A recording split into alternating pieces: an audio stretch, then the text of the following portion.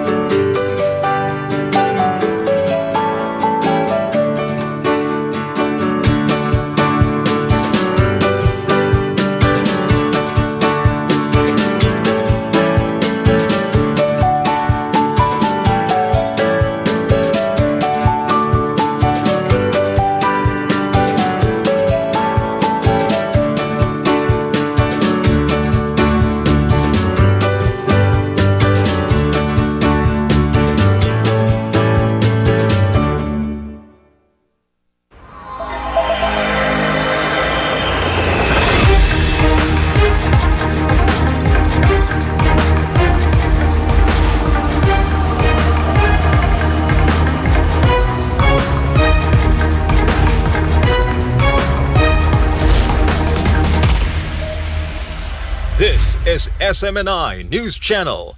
Truth that matters.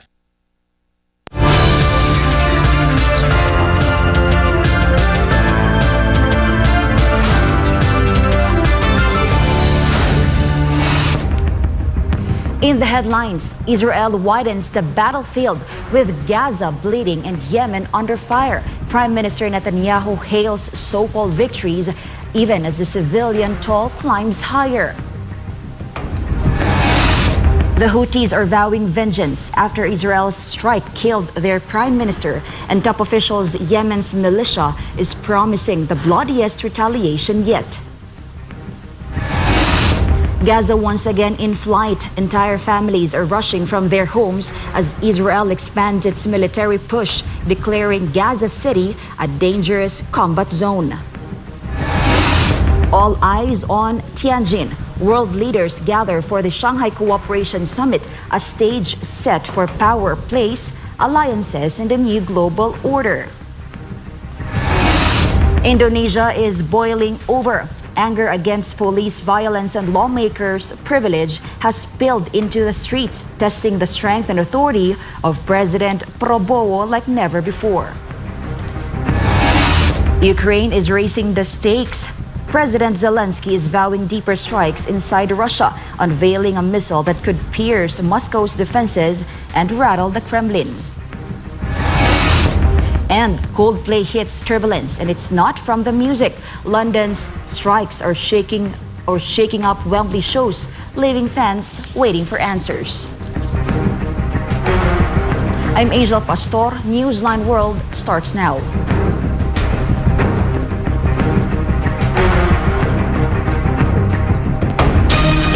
As the war in Gaza near its second year, Israel expanding its strikes beyond the enclave, with Prime Minister Benjamin Netanyahu declaring what he calls significant military victories, even as civilian casualties continue to mount.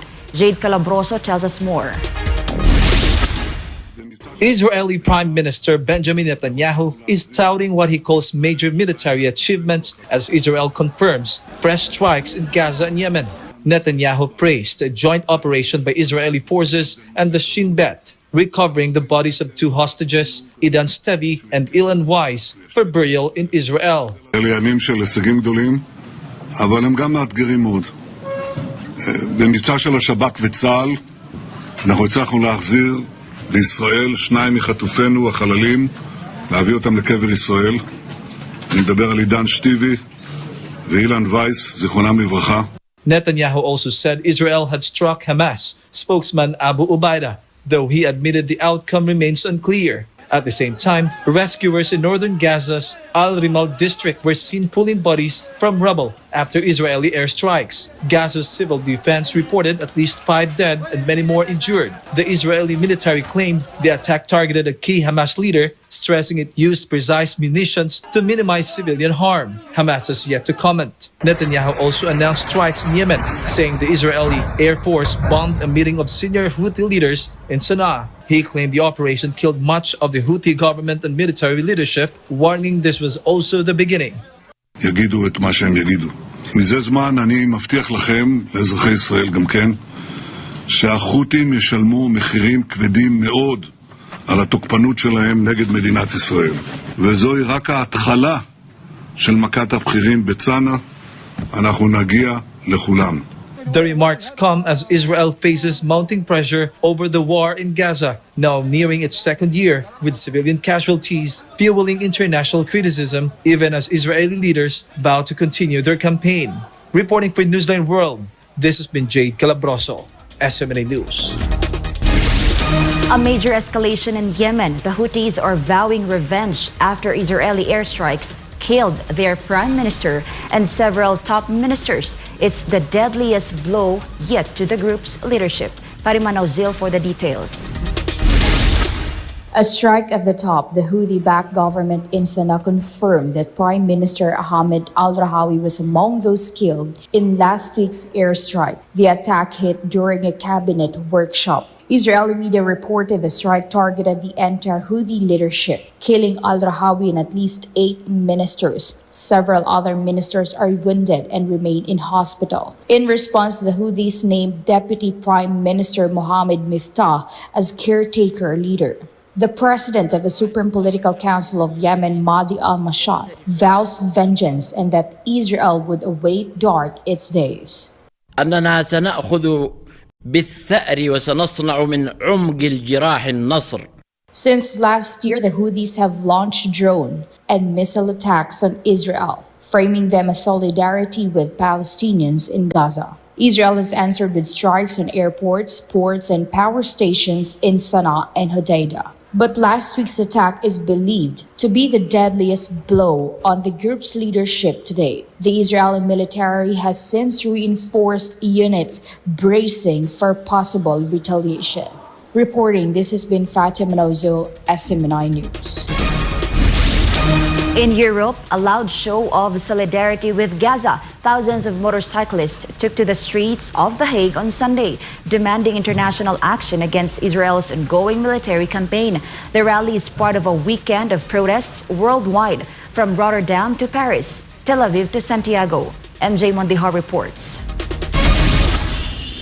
In the so-called international city of peace and justice, The Hague, the roar of engines echoed through the streets as thousands of motorcyclists waved Palestinian flags and honked their horns. Crowds later gathered at the Malieveld Square, chanting against Israel's military operations in Gaza and urging the Dutch government, Europe, and the International Criminal Court to act. There's too many deaths, too many children are being killed, and nobody does anything. And we need to make it known that it has to stop right now. Another demonstrator accused governments of complicity, claiming civilians, not soldiers, are bearing the brunt of the war. Israel has rejected accusations of war crimes, calling them anti-Semitic, even as the International Criminal Court has issued arrest warrants for Prime Minister Benjamin Netanyahu and his former defense minister. The conflict, now nearing its second year, was sparked by Hamas' October 7, 2023 attack that killed more than 1,000 people and saw hundreds taken hostage. Since then, Gaza's health ministry says Israeli operations have killed over 63,000 people and left more than 160,000 injured. The Hague rally follows other mass demonstrations from Rotterdam, where protesters denounced the killing of journalists, to Paris and Frankfurt, where tens of thousands march with banners reading "Stop the Genocide" and "Justice for Gaza." Meanwhile, in Israel,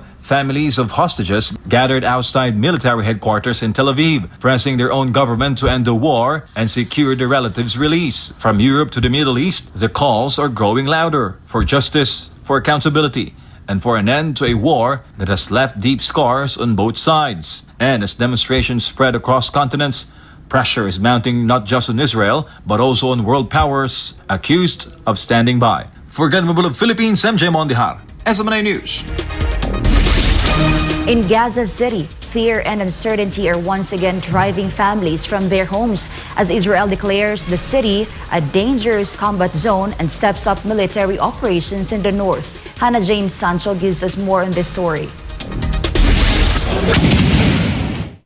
Residents of Gaza City's Sheikh Radwan and Al Rishwan neighborhoods were seen evacuating southward over the weekend following heavy shelling and clashes. Footage shows plumes of smoke rising over the city as the sound of explosions echoed in the background. Some families fled on foot, while others drove away in vehicles packed with belongings. Among them, the Mahdi family, forced to abandon their home in Al Rishwan. قاعد بدي انزح مش زي ما بقولوا طوعي غصب عني مش طوعي بقول لك تطلع وما تطلعش لا غصب عنك بدك تطلع قاعد تحت الطخ وضرب النار احنا ليله ما نناش من كثر ضرب النار الكوادكوبتر الطيران كل شيء بضرب. His wife Maha, a cancer patient, called it the worst day of their lives. احنا اليوم كان أسوأ يوم في حياتنا من 40 سنة. من 40 سنة ما تزوجت أنا كان هذا اليوم الأسوأ. وأن مش عارفة شو أقول لك. مش راح تطلع. الحياة كلها ماتت. يقول لك روح من البيت وانزح. يقول لك روح من البيت وانزح. هذا احنا ميتين، احنا بس بنتنفس من الله، لكن احنا على الواقع ميتين. نسيب بيتنا وذكرياتنا واحلامنا وكل شيء بيمثلنا في البيت واحنا بنمثله، وطلعنا على الارض بور لا فيها ميه ولا فيها كهرباء ولا فيها حمامات الله يعزك ولا فيها اكل ولا شرب، ومعنا اطفال كتار. The Israeli Defense Forces confirmed they are conducting preliminary operations on the outskirts of Gaza City. On Friday, the army formally designated the city as a combat zone, a move that comes after Israel's Security Cabinet approved plans to expand its military campaign and establish control over the area. The decision has drawn condemnation from Russia, France, and the United Kingdom, warning it could violate international law. For many families in Gaza, the decision to leave is no longer a choice, but a desperate attempt to survive amid escalating violence. Reporting for Newsline World, this has been Hannah Jane Sancho, SM9 News. Coming up, all eyes on Tianjin. World leaders gather for the Shanghai Cooperation Summit, a stage set for power plays, alliances, and a new global order. Indonesia is boiling over. Anger against police violence and lawmakers' privilege has spilled into the streets, testing the strength and authority of President Prabowo like never before. Newsline World will be back after the break.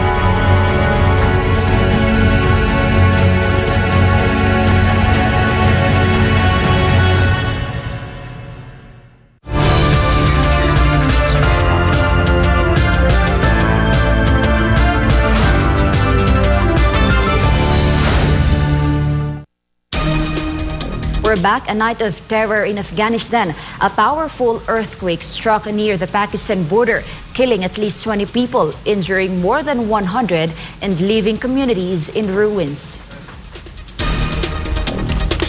The ground shook without warning at 11:47 p.m. local time as a 6-point magnitude earthquake hit just northeast of Jalalabad in Nangarhar province, and aftershocks soon followed, according to the U.S. Geological Survey. In seconds, homes crumbled. Afghan officials report 20 dead and 111 injured. But the toll is expected to rise as rescuers struggle to reach the worst-hit villages. Mazar Valley in Kunar province has suffered devastating damage. Dozens of homes are buried under rubble in this mountainous border region, leaving families trapped. The quake's force was so strong it was felt hundreds of kilometers away, rattling buildings in Kabul and even Pakistan's Islamabad. China is rolling out its biggest diplomatic stage yet, with the Shanghai Cooperation Organization Summit in Tianjin, drawing leaders from across continents to chart a path for security, development, and global cooperation. Here's the news. World leaders are converging in China's port city of Tianjin for the 25th Shanghai Cooperation Organization Summit, the largest gathering in the bloc's history. From Russian President Vladimir Putin to India's Prime Minister Narendra Modi, Turkey's Recep Tayyip Erdogan, and Iran's Masoud Pezeshkian, leaders from across Asia, Europe, and beyond have touched down in Tianjin ahead of the summit. They joined counterparts from more than 20 countries, including Belarus, Malaysia, Turkmenistan, Armenia, and Azerbaijan. On Sunday, Chinese President Xi Jinping and his wife Peng Liyuan hosted a welcome banquet for the dignitaries. Over 20 heads of state, government leaders, and UN Secretary General Antonio Guterres attended before enjoying a cultural performance themed Creating a Shared Future.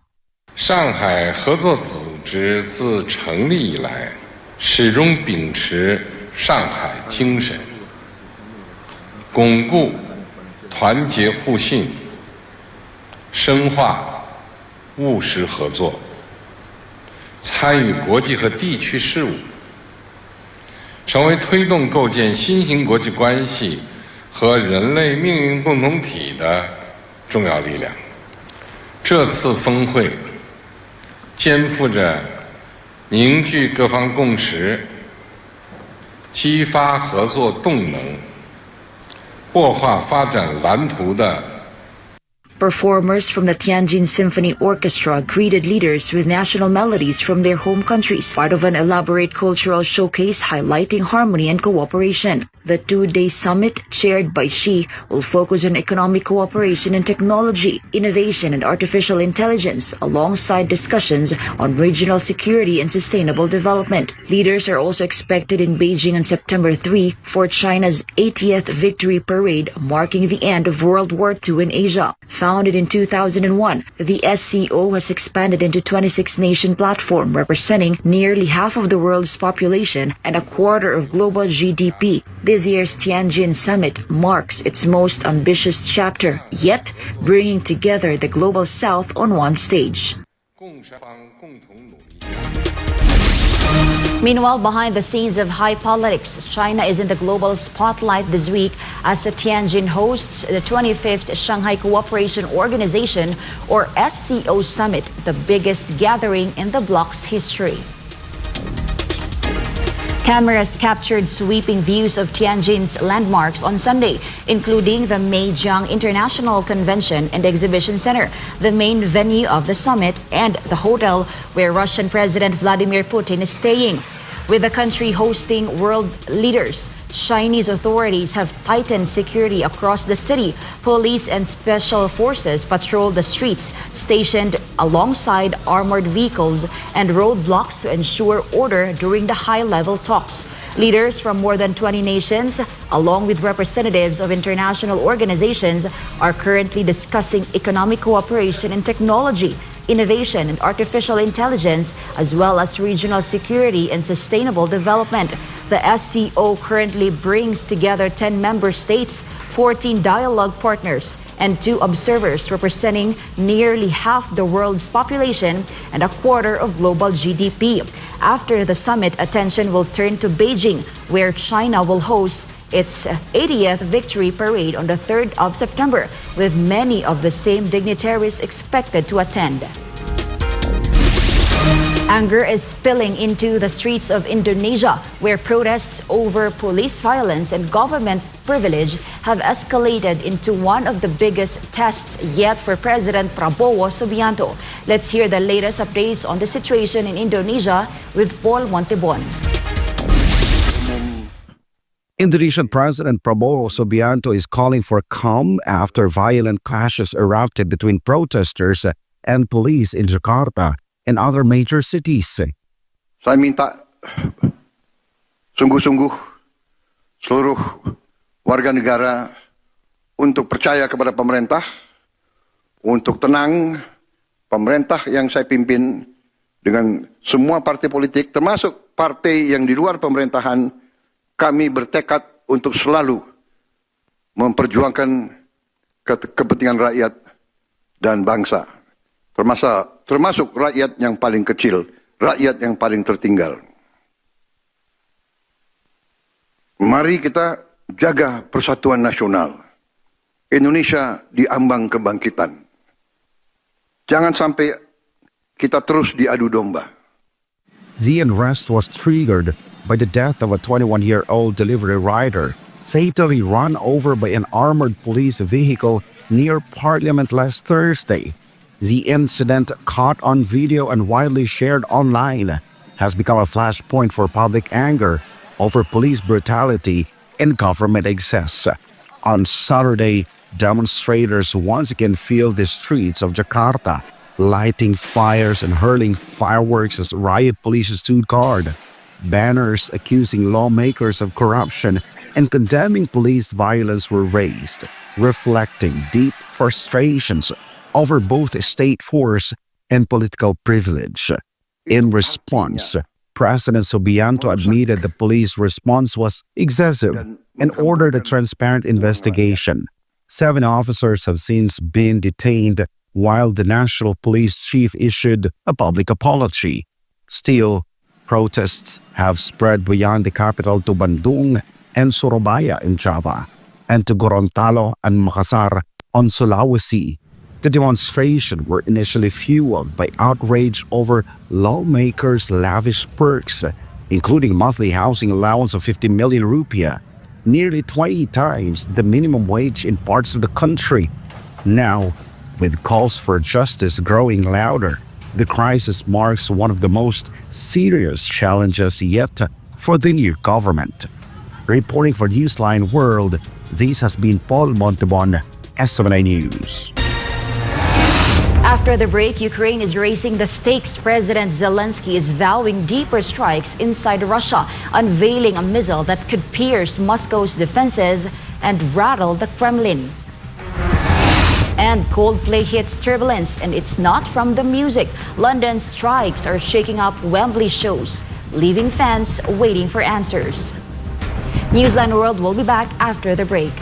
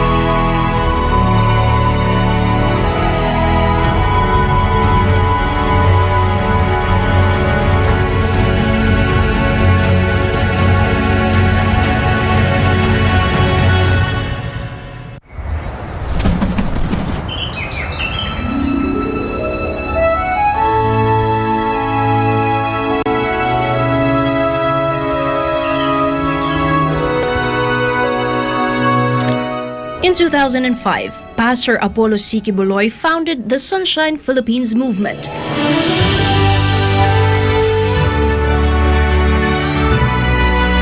A mission rooted in love for nature and nation.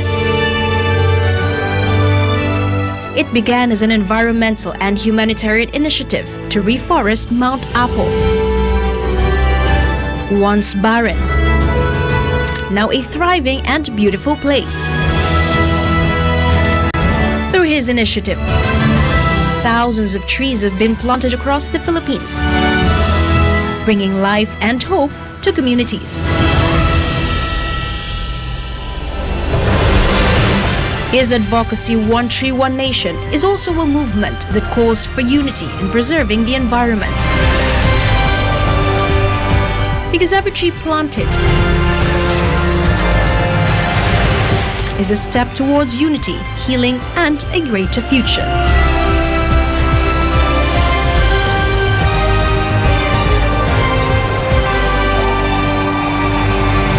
Join One Tree, One Nation.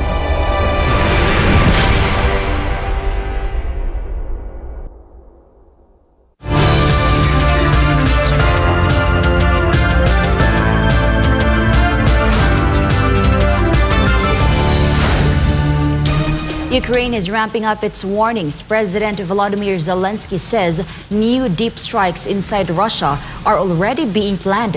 His comments come as Kiev touts a new missile capable of reaching Moscow and beyond. Prince Tripoli for the details. Ukrainian President Volodymyr Zelensky is raising the stakes as the conflict between Russia and Ukraine drags on. Zelensky warned that his forces are preparing new strikes deep inside Russian territory. He also declared that Ukraine's forces are ready and that fresh long-range operations are in the works, though he offered no specifics. The announcement follows Kiev's claim that it has developed a new long-range missile system. Earlier this month, Zelensky announced the development of the Flamingo missile, calling it Ukraine's most successful missile the country that has in its arsenal. The Flamingo missile has a reported range of 3,000 kilometers, enough to hit Moscow and Russian cities east of the Ural Mountains. But Ukraine admits mass production could take several more months. At the same time, the project is facing new scrutiny. Ukraine's National Anti-Corruption Bureau has opened an investigation into Firepoint, the defense firm tied to the Flamingo program, after reports of inflated prices and missed deliveries. Meanwhile, Kiev's allies remain cautious. The Wall Street Journal reported the United States has blocked Ukraine from launching deep strikes into Russia using Western-supplied weapons, fearing it could trigger further escalation with Moscow. Reporting for Newsline World, this has been Prince Tripoli, your citizen correspondent. Europe is tightening its guard along the eastern frontier, with Russian drones downed and border tensions mounting. The EU's top official has joined Poland's leader on the front lines, unveiling fresh support and a stark warning for Moscow. Almar Forzuelo files this report. Amid rising tensions in Eastern Europe, European Commission President Ursula von der Leyen joined Polish Prime Minister Donald Tusk for a high-profile visit to the Polish-Belarusian border. The two leaders inspected Poland's frontline defenses, a 5.5-meter steel barrier stretching nearly 190 kilometers, reinforced by more than 200 kilometers of electronic surveillance. They were also briefed by senior Polish military and border guard officials on the country's security measures. Von der Leyen used the visit to announce additional EU funding for member states neighboring Russia and Belarus. She stressed that Europe's border must be treated as a shared responsibility, warning that Russian aggression requires constant vigilance. We have to keep this sense of urgency because we know that Putin has not changed and will not change. He is a predator. We know by experience that he can only be kept in check through strong deterrence. Polish authorities said the joint visit highlights efforts to bolster European Union security as Russian military activity in the region shows signs of intensifying.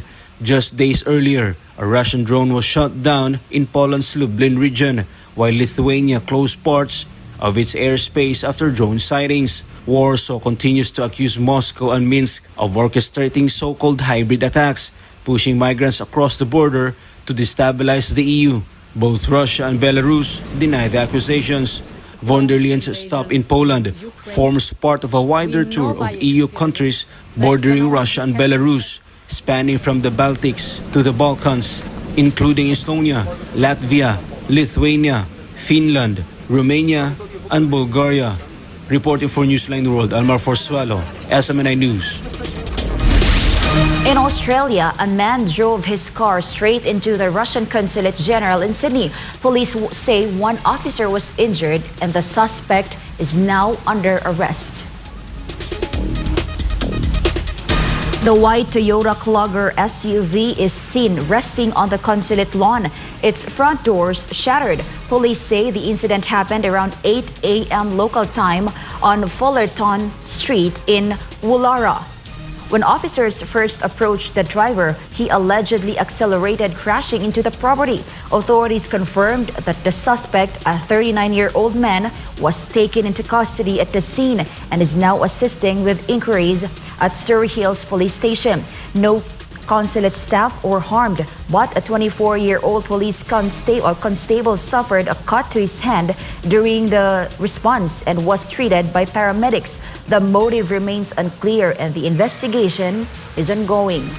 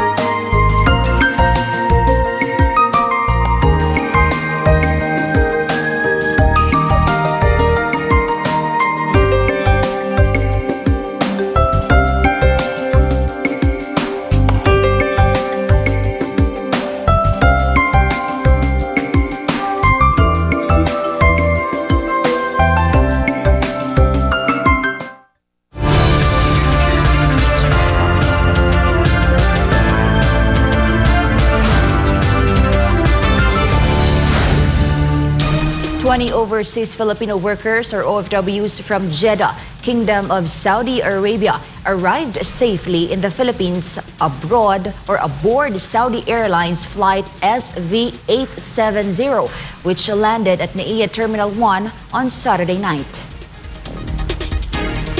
The repatriates arrived on 2 separate flights, including 8 women from Bahay Kalinga and 9 other distressed OFWs.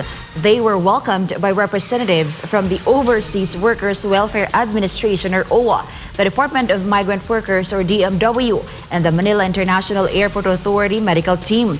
The returning OFWs immediately underwent medical checkups and received financial assistance, along with the Technical Education and Skills Development Authority, or TESDA, training vouchers to help jumpstart their reintegration program. Further support will also be extended through the DMW National Reintegration Center for OFWs and the Department of Social Welfare and Development. According to the DMW, the repatriation underscores the government's continuing commitment to care for our modern-day heroes, ensuring they return home with dignity and opportunities for a fresh start.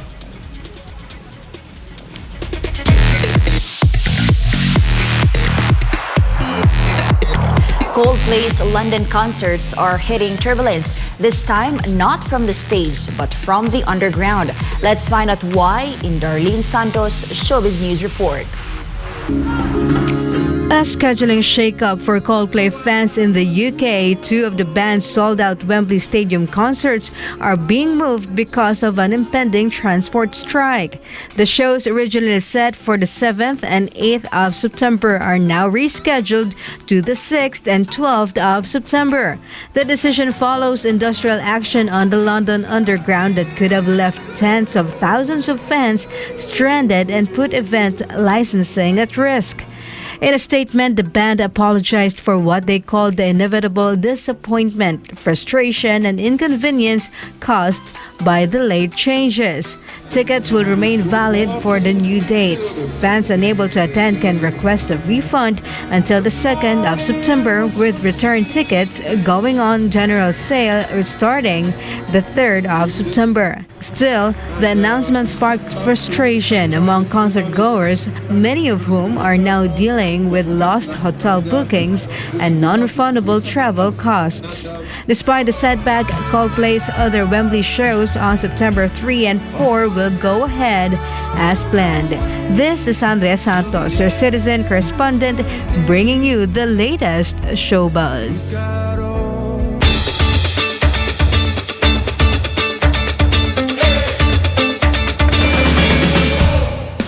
In a world often divided, a nonprofit in Denver is proving that sometimes all it takes to bring people together is a longer table, and that food do more than just fill plates. It can also bridge communities. Find out more on this story with Valdivina Gracia.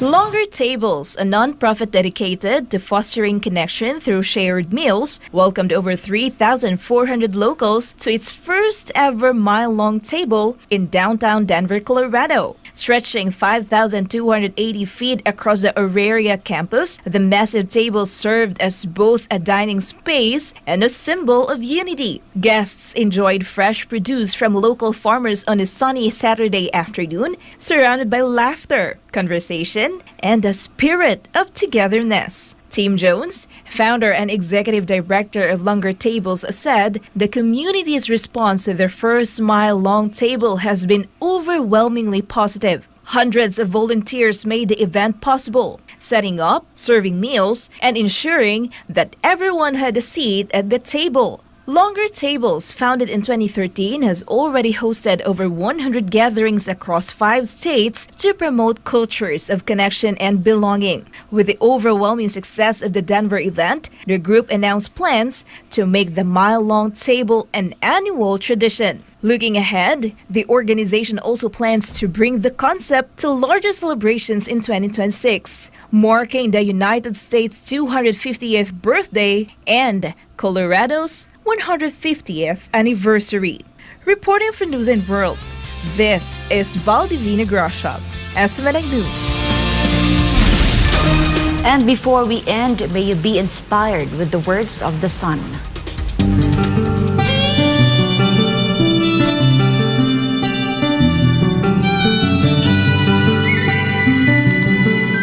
In everything you want to do, if you are committed, if you are consistent, you will succeed.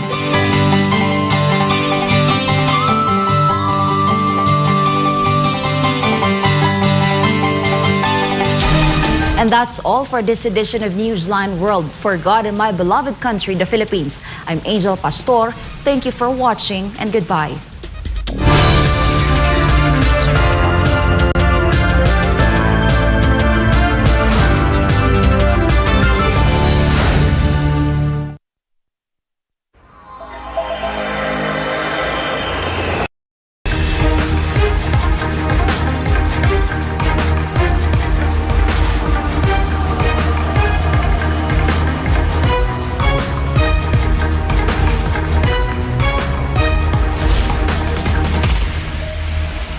This is SMNI News Channel. Truth that matters.